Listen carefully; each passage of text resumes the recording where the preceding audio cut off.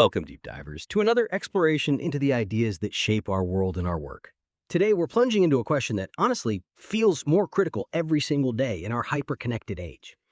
How do we actually become effective? When we're constantly fighting off information overload, endless pings and notifications, demands pulling us every which way, it's really not just about staying busy, is it? It's about making a real tangible impact. And our guide for this journey today is none other than a titan of management thinking, Peter Drucker. We're embarking on a pretty comprehensive deep dive into what I think is arguably his most practical, most essential work, the effective executive. So our mission isn't just to give you a summary of his timeless ideas, but to really unpack the 5 core habits Drucker believed are the absolute foundation for effectiveness for, any knowledge worker today.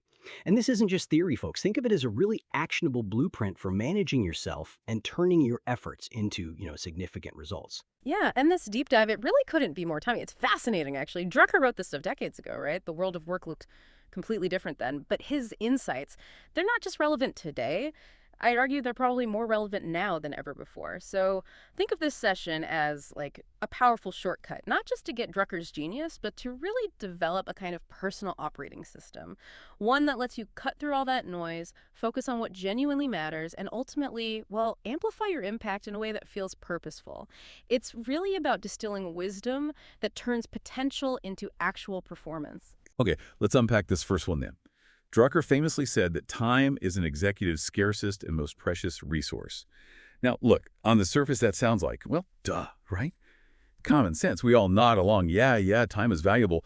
But honestly, how often do we really act like it's precious? How many days do you get to the end of feeling completely drained? You look back at your calendar and I wonder, where did all those hours go? Or why is that one really critical thing still sitting there untouched?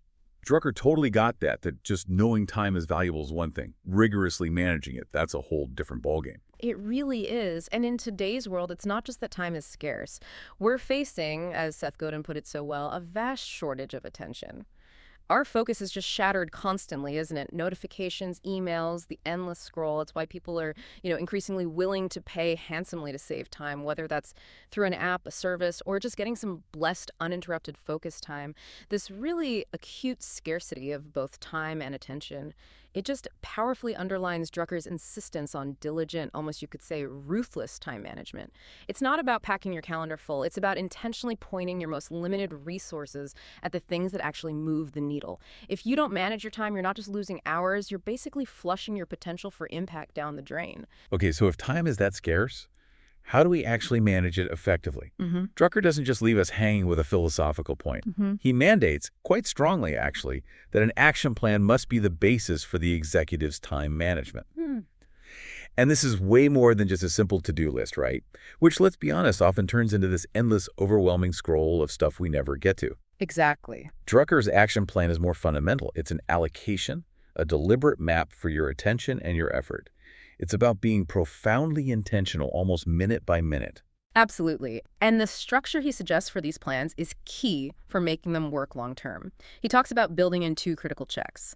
These aren't optional, they're part of the process. The first one happens halfway through the plan's time period. So say you have an 18-month plan, you do this review around the 9-month mark, and it's not just a quick look, it's a dedicated pause for course correction. You ask, okay, are we still on the right track? Have things changed? Do we need to adjust? Then there's a second occurs at the end, before the next action plan is drawn up. This end-of-cycle review is absolutely vital for learning, for refining the next plan, and for recognizing what worked. It makes planning dynamic, not just a static document gathering dust. That iterative piece feels so important, because it's so easy, isn't it? Make a plan, feel good about it, and then life happens. And you forget it. But what about the time frame? How far out should we realistically be planning without it just becoming, pure fantasy? Drucker's actually quite specific here, and it still feels incredibly practical. He says a plan can usually cover no more than 18 months and still be reasonably clear and specific. Anything much beyond that, it tends to get too vague, too speculative. It loses its power to guide action. So the really crucial question for an effective executive becomes, okay, where and how can I get results that will genuinely make a difference within the next year and a half? This isn't about just setting any old goals. It forces you into focused, impactful midterm thinking. It pushes for tangible results you can actually see within a practical time frame. It's that blend of looking ahead but staying actionable. I really like that phrasing, results that genuinely make a difference. That's where the rubber meets the road, isn't it? Yeah. But what kind of results are we talking about? How do we define these difference-making goals so they're not just, fuzzy aspirations? Right. And Drucker gives us clear criteria, which is super helpful. First, he says they should be hard to achieve. They need to require stretching. So get out of your comfort zone. This pushes growth, pushes innovation. But, and this is crucial, they also have to be within reach. Aiming for something totally impossible. That's just demoralizing. Beyond that, the results must be meaningful. They have to actually matter to the organization's mission or your specific role. They should also be visible as you make progress so people can see the effort and the direction. And ideally, if possible, measurable. When you define results like that, it naturally leads to a much clearer course of action. What to do, where and how to start, and what goals and deadlines to set. It brings real clarity and focus to how you use that precious time. It's a whole framework, really. Okay, now here's where it gets really interesting for, I suspect, a lot of us listening. How many of us feel like our calendar just completely dictates our lives? Right. We're just bouncing from one meeting to the next, drowning in emails, putting out fires. The urgent stuff just takes over. Drucker really hits on this. He emphasizes that effective executives know that any given meeting is either productive or a total waste of time. Wow. That's a pretty stark statement, isn't it? It is very black and white. It just highlights this deep need for extreme intentionality about what goes on your schedule, not just letting it fill up by default or always giving in to the tyranny of the urgent. Totally. And this idea of being intentional, of actively steering your time instead of just reacting. It connects so clearly to the modern concept of deep work. Cal Newport's work. He champions prioritizing that focused, undistracted activity, deep work over all the shallow tasks. He even playfully suggests we should aim to be Homo sapiens depensis, right? A species thriving in depth, not just splashing around in the shallows. But here's a kicker for executives, for knowledge workers. Shallow work often feels really productive. It's visible, you're responding, you get those quick little dopamine hits. But the deep work, that's where the real breakthroughs happen. Innovation, complex problem solving, strategic thinking, that requires focus. Oh, I can totally relate to how easily shallow work takes over, especially something like email. I think you called it a productivity landmine. Exactly. Email is a perfect example of a productivity landmine. How you respond, or even if you respond right away, significantly impacts how much time and attention the resulting conversation ultimately consumes. Firing off a quick, maybe slightly vague reply seems efficient in the moment, right? But boom, it kicks off this long back and forth chain that just drains your time and, more importantly, your focus. Drucker would absolutely see that as unproductive, like a badly run meeting. So it's not just about being careful what we schedule. It's just as critical to guard the time we do have and maybe even proactively block things out. Precisely. Which leads us to the absolute necessity of what people now often call think time. This idea of deliberately blocking out chunks of time, holding them sacred just for focused thought. It's critical if you want to avoid being tyrannized by your calendar, as Kim Scott puts it in Radical Candor. You need that space for clarity. And consistently skipping this, it has serious long-term consequences for you, for your team, for the whole organization. You get stuck making reactive decisions. You lose strategic foresight. You can't anticipate challenges or spot opportunities as well. Your innovation just dries up. If you're only ever reacting, you're not really leading or creating, are you? It's like the difference between a chess player just reacting to their opponent's last move versus one thinking several moves ahead. That dedicated mental space, it's fundamental. That's a really compelling case for taking back control of the calendar. Okay, moving on to Drucker's second habit. This one means shifting our perspective, doesn't it? From thinking about I to thinking about we. Drucker's directive here is powerful. Don't think or say I, think and say we. He believes effective executives understand, they have ultimate responsibility. You can't delegate that. But their authority only because they have the trust of the organization. And that trust, he argues, is built by consistently focusing on the needs and the opportunities of the entire organization, not just personal gain or ego. It's a real call to servant leadership, in a way. It's a massive shift in perspective, really, moving beyond just your achievements to the collective impact. That's utterly crucial for real leadership, especially in complex settings. It's not about getting the credit or looking good. It's about serving the bigger mission, fostering an environment where everyone contributes to that shared goal. It ties back nicely to what Stephen Covey talks about with integrity in the 7 Habits, doesn't it? That personal commitment to principles and to others, that's what builds trust and influence over time. If you consistently show that we focus, you're building that bedrock of trust. You're showing you're about the collective win. And this we mentality, this focus on the collective good, it naturally leads to prioritizing what actually serves the organization's bigger picture. Drucker pushes this even further. He advises that effective executives also make sure that problems do not overwhelm opportunities. Can't quite. Now, this is a big one because it cuts against the grain of how many organizations operate, right? Reacting to problems always feels urgent. He actually challenges the common practice of listing problems first in management reports. He suggests, quite radically, list opportunities on the first page and leave problems for the second page. It's a subtle shift, but the implication is huge. Oh, the reasoning behind that is incredibly powerful and, again, feels so relevant today. Drucker basically says, unless there is a true catastrophe, problems are not discussed in management meetings until opportunities have been analyzed and properly dealt with. Look, it's not about ignoring problems. They need attention, but it's about strategically directing the organization's limited energy and resources.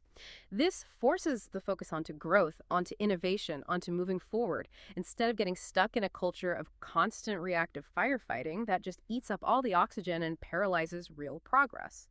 Think about a really clear example. Jeff Bezos at Amazon. Early days. They were facing huge challenges, right? A real predicament.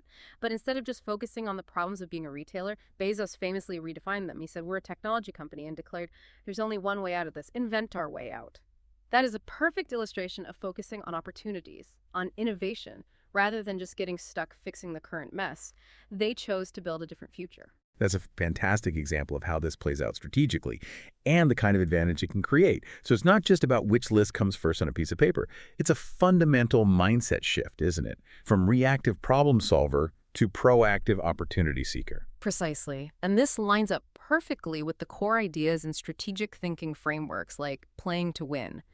That whole approach forces you to ask those big questions. What's our winning aspiration? Where are we going to play? How can we actually win there? These are exactly the kinds of questions Drucker's focus on opportunities pushes you towards. By actively looking for and prioritizing those big opportunities, you're not just making tiny improvements, you're potentially creating whole new categories of value, maybe even disrupting things. Think about, say, how Vanguard took on traditional finance with low-cost index funds. They saw a massive opportunity for a different kind of value, not just competing on the old terms. It's about architecting the future, not just patching up the present. Okay, this next habit, this one really gets personal. It challenges how we see ourselves. We tend to focus on what we're good at, right? Our skills, our knowledge, the technical stuff.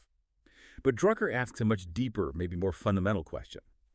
How do we actually get things done? He observes, rather bluntly, amazingly few people know how they get things done. Indeed, most of us do not even know that different people work and perform differently. And then the kicker.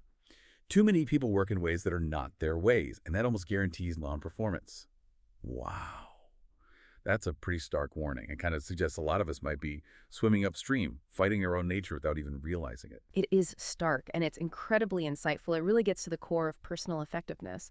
What's key here is his point that how one performs is unique. It is a matter of personality. And crucially, this personality, this style, it's largely formed before you even start your career, and it's unlikely to be completely changed. You can't easily rewire it. So understanding your own working style, how you naturally process info, how you interact, how you deliver results, is just as vital, maybe more vital, than knowing your specific talents. Trying to force yourself or others into some generic ideal worker mold is just a recipe for frustration, inefficiency, and burnout. He gives some great examples, right? Like, some people work best as subordinates. They excel with clear direction within a defined structure. His example was General George Patton, the best subordinate the American Army has ever produced, but he would be the worst commander. His genius was in executing orders, not setting strategy. Then you have others who work best as team members. They thrive on collaboration. Others need to work alone to really focus and produce their best stuff. And some are brilliant coaches and mentors, developing others, while some are just terrible at it. Understanding these individual modes is absolutely critical for optimizing performance, not just your own, but your teams, your organizations. It's about aligning how you work with what you need to get done. Right. So the takeaway isn't change your personality, but understand your operating system and leverage it. What does this mean for organizations then, for leaders trying to build effective teams, if you can't just mold people? This leads to a really critical point Drucker makes. Organizations need to focus on performance, not conformance. He specifically warns that structuring jobs to fit personality is almost certain to lead to favoritism and conformity. And no organization, he says, can afford either of those. What organizations do need is equity and impersonal fairness in how they treat people. And crucially, they need diversity.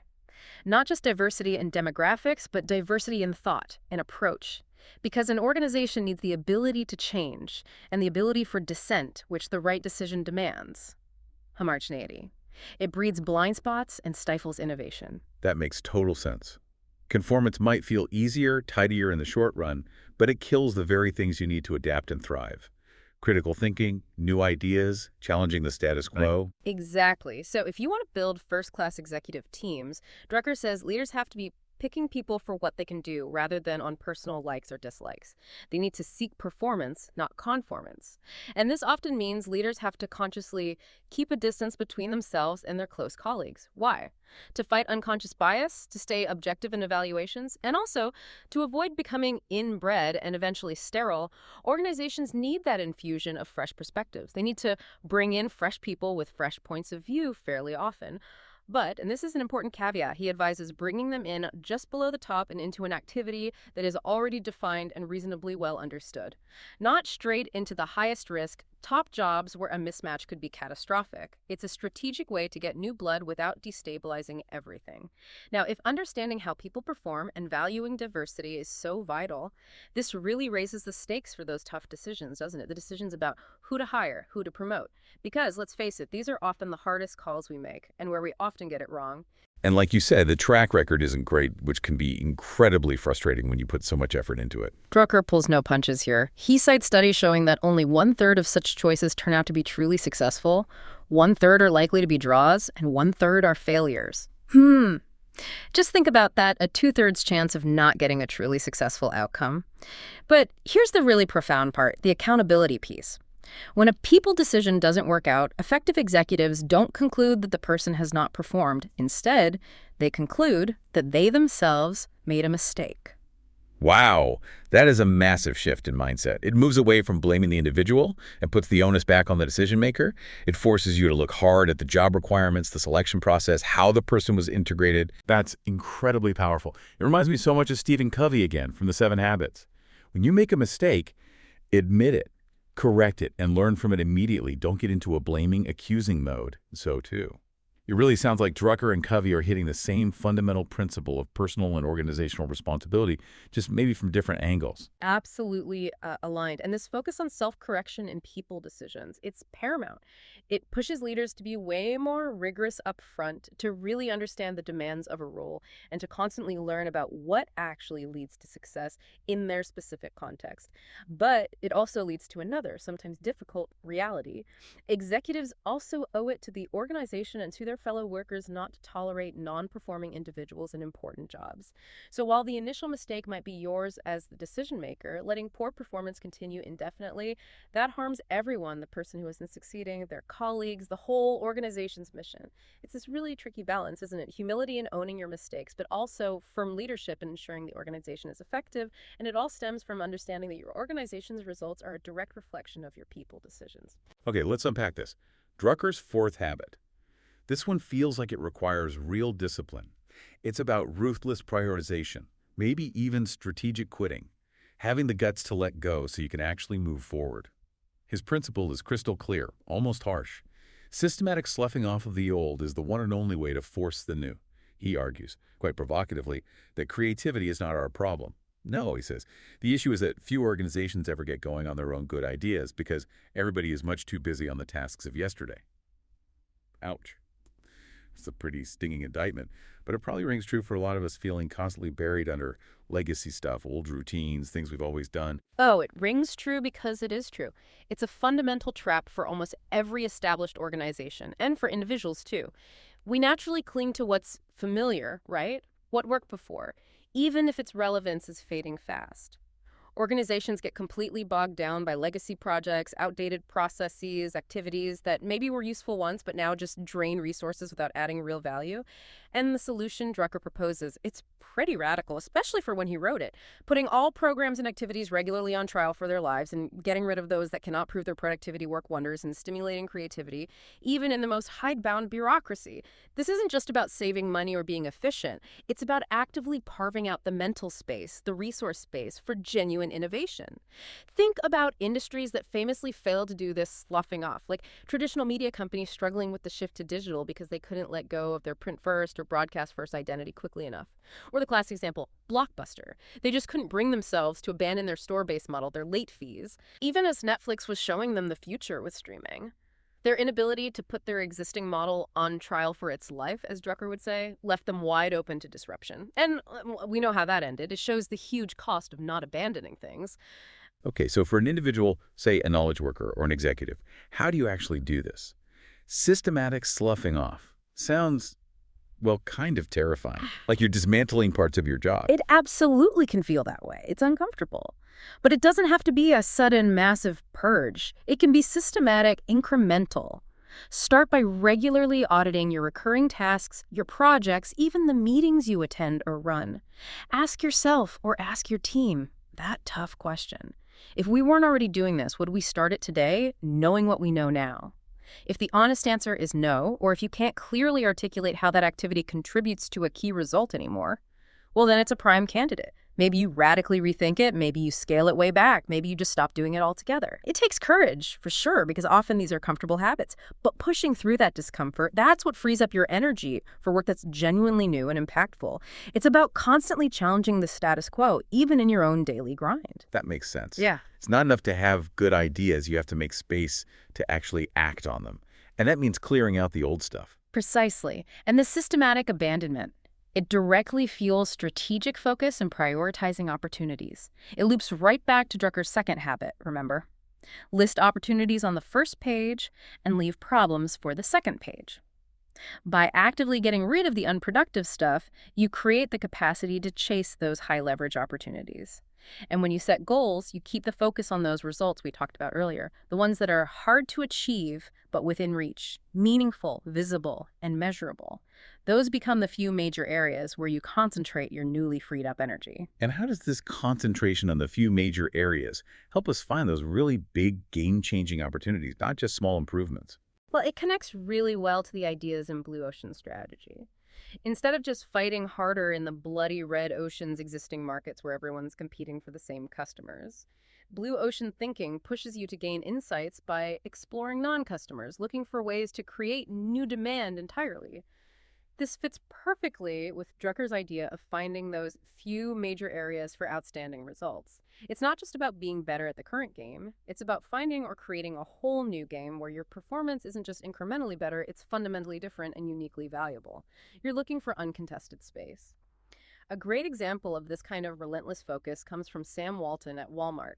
His mantra, think one store at a time, seems simple, but it helped Walmart concentrate obsessively on its core strengths. Operational efficiency, everyday low prices, really understanding local customers. It helped them avoid getting complacent. He famously said something like, if they had gotten smug, somebody else would have come along and given our customers what they wanted. That continuous, almost fanatical focus on the core performance areas and the willingness to shed anything that didn't contribute, that was key to their incredible success. It's about having that crystal clear vision of where superior performance truly matters and being disciplined enough to cut away the distractions the tasks of yesterday Drucker warned about. Okay, fifth and final habit. Making effective decisions. So what does this really mean? It sounds like decision-making for Drucker isn't just about, picking option A or option B and moving on. Not at all. That's just making a decision. Making an effective decision is a whole process. Right. He really emphasizes that decisions, especially the big, tough ones, need a systematic approach. Maybe the most overlooked part, periodic review. He argues it's just as important to review decisions periodically at a time that's been agreed on in advance as it is to make them carefully in the first place. Why? That way, a poor decision can be corrected before it does real damage. That foresight, that built-in feedback loop, it feels like that's often missing, doesn't it? It's absolutely vital and, often missing. It's what separates just making choices from making choices that actually work and from which you learn. And these reviews, they shouldn't just be about did we win or lose? Because that's pure hindsight bias talking. Instead, Drucker says they can cover anything from the results to the assumptions underlying the decision. That's the crucial part, questioning the premises you base the decision on in the first place, not just looking at the outcome. Yeah. Were our initial beliefs correct? Did the situation change in unexpected ways? Did we miss something crucial? Without digging into those underlying assumptions, you just keep making the same kinds of mistakes. You don't actually learn. That's a much deeper level of scrutiny than just looking at the results. Yeah. And which decisions does Drucker single out as the absolute toughest? The ones needing the most rigorous approach in review. Yeah, he's crystal clear on this. The most crucial and most difficult of all decisions are the ones about hiring or promoting people. No question. And given that rough 13 success rate we talked about back in Habit 3, he strongly advocates for those regular checkups, specifically 6 to 9 months later, to really assess how those critical people decisions are panning out. Again, it's not about micromanaging the person. It's about diligent follow-through on your most impactful choices as a leader. And that accountability principle kicks in again. If it's not working out as hoped, they don't conclude that the person has not performed. They conclude instead that they themselves made a mistake. That humility forces rigor up front and learning afterward. It fights the blame game. And if we step back and look at the bigger picture of decision-making, truly effective decisions rarely come from comfortable consensus, do they? They actually demand diverse perspectives, even outright dissent. Drucker observed that organizations often lack the ability to change and the ability for dissent, which the right decision demands. This highlights how crucial robust debate is. You need to actively seek out conflicting views, challenge assumptions, rather than just trying to get everyone to nod along quickly. A decision that's been tested, that survived genuine challenge from different angles. It's almost always stronger, more resilient, and way more likely to succeed than one born in an echo chamber or through unchallenged groupthink. That's such a powerful point about needing dissent, even though it can feel messy or slow things down sometimes. It makes me think of that team of teams example, with General McChrystal encouraging junior members to speak up assertively, even to superiors. That wasn't just about being nice. It was a deliberate tactic to get better information flow, to challenge assumptions from all levels. That sounds exactly like Drucker's call for dissent, making sure potential problems get surfaced early because someone felt safe enough to raise them, not ignored because of hierarchy. Exactly right. And the consequences of not having that dissent, of making decisions without rigorous review or diverse input, they can be absolutely catastrophic. Think about that story from Liar's Poker where the Merrill Lynch bosses hadn't a clue what a PO was, a complex mortgage derivative. And then they just scapegoated a trader for their own ignorance when things went bad. That's not just a knowledge gap, it's a failure of process, a failure to question, to seek understanding, and ultimately a failure of leadership accountability. Or look at Enron, right? As documented in The Smartest Guys in the Room, their collapse was fueled by these wildly, unreasonably optimistic assumptions, creating ticking time bombs of debt. Their decisions were made in a bubble, protected from reality checks and critical voices. And this all ties directly into those cognitive biases that Daniel Kahneman talks about in Thinking Fast and Slow, doesn't it? Like the hindsight bias. Oh, absolutely. Hindsight bias is incredibly relevant when reviewing decisions. It makes mistakes seem obvious only after we know the outcome. We fall into what Kahneman calls the narrative fallacy. We construct these neat stories where success seems inevitable or failure clearly foreseeable, ignoring the role of chance, luck, and the actual uncertainty that existed at the time. So effective decision makers, when they do those reviews Drucker insists on, have to fight that urge. They need to resist creating a tidy but false story. Instead, they have to rigorously re-examine the original assumptions and the decision process itself based only on what was known then, not what's known now. It's about evaluating the quality of the thinking that went into the decision, recognizing that even bad processes can sometimes get lucky, and good processes can sometimes face unlucky outcomes. That humility, that rigor in the review, that's what turns decisions into real learning. Wow. Okay, that was a seriously deep dive into Peter Drucker's The Effective Executive. We've really unpacked his 5 core habits that, taken together, form this holistic approach for any of us trying to make a real impact as knowledge workers. First, managing your time, that scarcest resource, with ruthless diligence. Second, focusing on your contribution to the whole organization, that we mentality. Third, making your unique strengths productive by truly understanding how you perform best. Fourth, concentrating your efforts on those few major areas where you can get outstanding results, which means systematically abandoning the rest. And finally, fifth, making effective decisions through a systematic process that includes rigorous review and actively seeking out dissent. And what's really key, I think, is that these aren't just 5 separate tricks or techniques. When you integrate them, when you practice them consistently, they create this powerful, reinforcing system for self-management. It's what transforms someone from just being busy or knowledgeable into being truly effective. Drucker's enduring legacy here isn't just about managing companies, it's fundamentally about managing oneself. Taking that radical responsibility for your own contribution, understanding yourself, and continually refining how you operate. It really is timeless wisdom. And maybe, just maybe, more essential now in our chaotic world than it even was when he first wrote it. Couldn't agree more. It's all about being intentional, strategic, and deeply self-aware in everything you do at work. So let's leave you with this thought.